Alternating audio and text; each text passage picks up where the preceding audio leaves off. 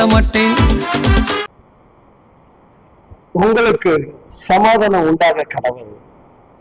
என் அன்பு தேவ பிள்ளைகளை, வாழ்க்கையில் சமாதானத்தை தொலைத்துக் கொண்டிருக்கிற இந்த கடைசி காலத்துல சமாதானம் வேண்டும் வேண்டும் என்று சொல்லி நாம் பல பல இடங்களுக்கு தேடி ஓடுகிற நாட்கள் உண்டு. குடும்பமாக வெளியே போனா சமாதானம் நினைக்கிறோம், ஆனால் அங்கு சமாதானம் கிடைக்கல. பீச்சுக்கு போனா சமாதானம் நினைக்கிறாங்க. இப்படி பலவிதமான சமாதானத்தை தேடுவார்கள். ஆனா நான் உங்களுக்கு ஒரு ரகசியத்தை சொல்கிறேன்.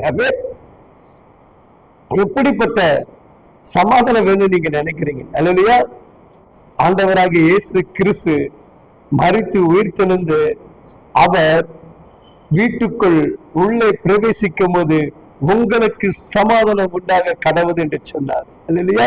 எல்லாரும் பயந்து போய் என்ன பண்ணாங்க? கதவை சாத்தி கொண்டிருந்தார்கள். ஏன்னா அன்னைக்கு இதவர்கள் என்ன பண்ணாங்க? அவங்களை சிறைபிடித்து கொண்டு போகிற மனுஷர்களாக காணப்பட்டார்கள். இவர்கள் யாவரும் சிலுவையில் அறைந்த அந்த இயேசு கிறிஸ்துவின் இரத்தத்தை கண்ணால பார்த்தபடினால் அந்த இரத்தமானது அவர்களுக்கு சமாதானத்துக்குண்டான பாதைகளை ஏற்படுத்தி கொடுத்தது. அதான் கொலோசியர் புஸ்தகம் 1ஆம் அதிகாரம் 20வது வசனங்கள் இவ்விதமாகவே சொல்லுகிறது.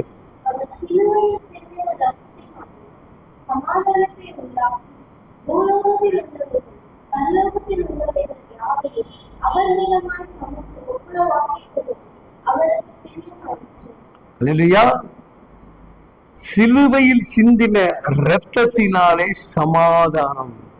நீங்க புரியுதா உங்களுக்கு? சாக்லேட் சாப்பிட்டா சமாதானம் 2 நிமிஷம், ஐஸ் சாப்பிட்டா சமாதானம் ஒரு 2 நிமிஷம், இவ்வளவுதான். நான் சிலுவையுடைய இரத்தமானது உன் ஆயுசு நாட்கள் முழுதும் உனக்கு சமாதானத்தை கொடுக்கும். அவர் மரித்து உயிர்த்தெழுந்தும் போது அதான் செய்தார். அதுல ஒரு மனுஷன் தோமா, நீங்க எல்லாரும் அவரை பார்த்துட்டீங்க, நான் பார்க்கல, அவரை நான் பார்க்காம என்ன பண்ண மாட்டேன், நம்பவே மாட்டேன்னா. இல்லையா? சரி, ஆண்டவர் இத்தனை பேருக்கு நான் என்னை குறிச்சு வெளிப்படுத்திட்டேன்னு அவனுக்காக ஸ்பெசிபிக்கா வரணுமா அப்படின்னு அவர் நினைக்கல. இல்லையா? ஏன்னா அவருடைய இருதயம் கலக்கத்தோடு இருந்தார். அவருடைய இருதயம் கலக்க நிறைந்தவனாக இருந்தார். எப்படி உயிர்த்தெழுந்திருப்பாரு? எப்படி வந்திருப்பாரு? அவர் அதே போல இருக்கிறாரா? நம்ம கிட்ட பழகினது போல இருக்கிறாரா? அப்படின்னு இப்படி பல கேள்விகள். நீங்க கூட சில நேரங்கள் அப்படிதான் நண்பர்கள் கிட்ட யார்கிட்ட நம்ம மன்னிச்சுட்டு வாழும்போது இவங்க மறுபடியும் அதே குலத்துல இருக்காங்களா, இல்ல மறுபடியும் நமக்கு வேணுக்குன்னு வேற ஏதாவது செய்வாங்களா? இந்த குழப்பத்தோடு நீங்க எதை செய்தாலும் ஜெயிக்க முடியாது. அப்ப மீண்டும் என்ன பண்றாருங்க? இந்த தோமாவுக்காக என்ன பண்றாரு?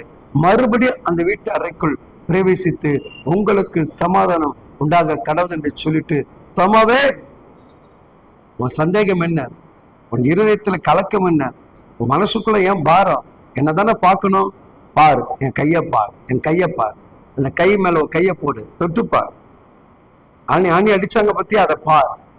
அப்ப அவருடைய சந்தேகத்தை தீர்ப்பது மாத்திரமில்ல, அவருடைய கலக்கத்தை தீர்ப்பது மாத்திரமில்ல, இந்த இயேசுடைய தழும்பையும் அவருடைய ரத்தத்துடைய காயங்களையும் பார்த்த உடனே அவனுக்குள் ஒரு பெரிய சமாதானம். அந்த மனிதன் தான் எங்கு வந்து என்ன பண்ணாங்க? நமக்காக சுவிசேஷம் சொல்லி மரித்தவனாக காணப்பட்டான்.